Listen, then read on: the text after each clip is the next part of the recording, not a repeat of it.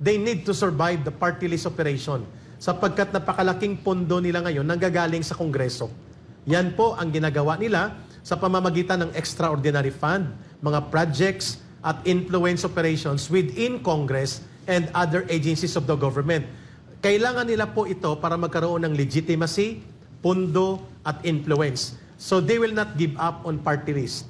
And third, kailangan nila ng NGO network para yung international na pagkilos nila ay kanilang magagamit para pumasok ang pondo at masustain ang kanilang operation sa CPP, NPA, NDF sapagkat with the downfall of the NPA right now, almost 80% of extortion operations ng NPA bumagsak din.